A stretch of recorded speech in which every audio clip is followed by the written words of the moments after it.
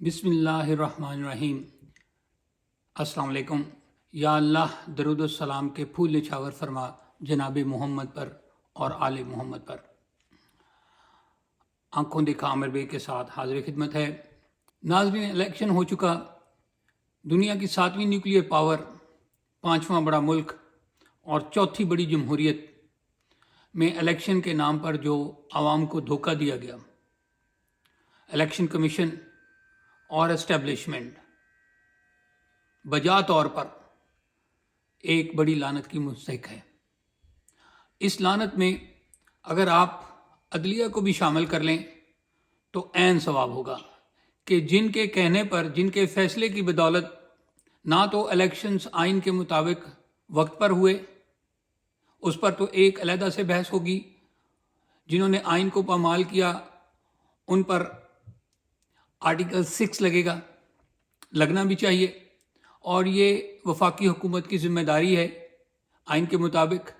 اب دیکھیں یہ حکومت لگاتی ہے یا آنے والی کوئی اور حکومت، لیکن اس کو ذہن میں رکھیں کہ یہ ان پر لگے گا ضرور، جنہوں نے آئین کے ساتھ کھلواڑ کیا اور پوری دنیا میں جگ ہنسائی کروائی۔ ایک ایسا ملک جس کی ایک وائبرنٹ پبلک ہے، پاکستان کے عوام سمجھدار ہیں، پڑھے لکھے ہیں، نوجوان ہیں۔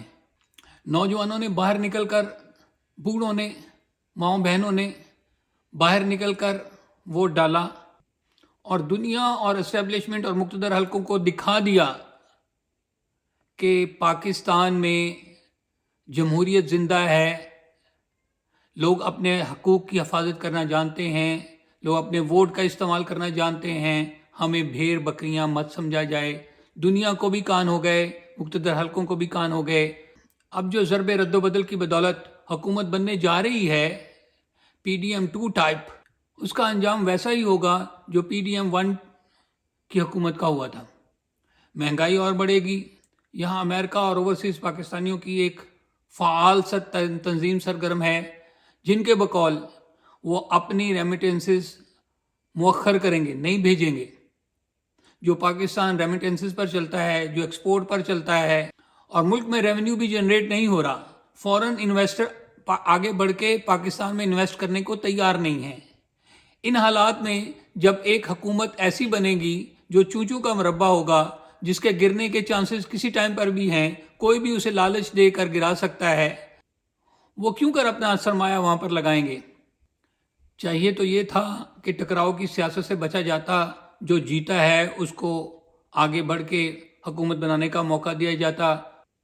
ملک کی معاشی حالت کو ذہن میں رکھتے ہوئے پچھلا سب بھلا کر آگے بڑھ جایا جاتا اور مل کر پیار محبت سے ایک مخلوق حکومت ترتیب دی جاتی، جو کہ پلان بھی تھا، لیکن یہ اسی صورت میں ممکن تھا کہ جب کسی کے مینڈیٹ پر ڈاکہ نہ ڈالا جاتا۔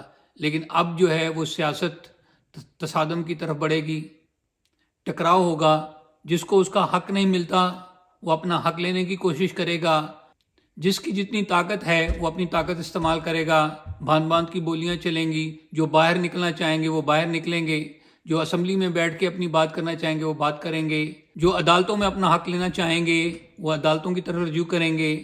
یہ سچویشن ایسی نہیں رہے گی، لیکن یہ ہونا بھی چاہیے۔ جمہوریت میں ایسا ہوتا ہے، لوگوں کو ٹائم لگتا ہے، ایک پروسیس چل پڑا ہے، اس کو چلتے رہنا چاہیے۔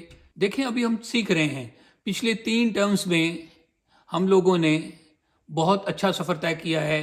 پچھلے 15 سالوں میں 3 الیکشن ہو چکے ہیں، ہر 5 سال کے بعد تقریباً، اور جمہوریت کا سفر جاری طاری ہے، اس کو جاری ساری رہنا چاہیے۔ اسی میں سے بہتری نکلے گی۔ لوگوں میں شعور آیا ہے، ووٹ ڈالنے کا شعور آیا ہے، لوگوں نے اپنی ذمہ داریاں کما حقہ ادا کی ہیں۔ دیکھیں پاکستان کی سیاست پھولوں کی سیج نہیں ہے، یہ کانٹوں کا بستر ہے، جہاں پر اکنامیکل کرائسس ہیں، لا اینڈ آرڈر کی سچویشنز رہتی ہیں، بارڈرز پر ٹینشن رہتی ہے، غربت ہے، جہالت ہے، گورننس کے پرابلمز ہیں، اور اوپر سے ایک ویک گورنمنٹ بھی ہے جس کی عوام میں مقبولیت نہ ہونے کے برابر ہے۔ لیکن عوام پرجوش ہے، جمہوریت پسند ہے، اللہ اور اس کے رسول کو ماننے والے ہیں ہم لوگ، صدقات پر یقین رکھتے ہیں، بہتر پازیٹیو سوچنا چاہیے، بہتری کی امید رکھنی چاہیے، انشاءاللہ آگے پاکستان کے لیے کامیابیاں اور کامرانیاں ہیں، اسی میں سے خیر نکلے گی۔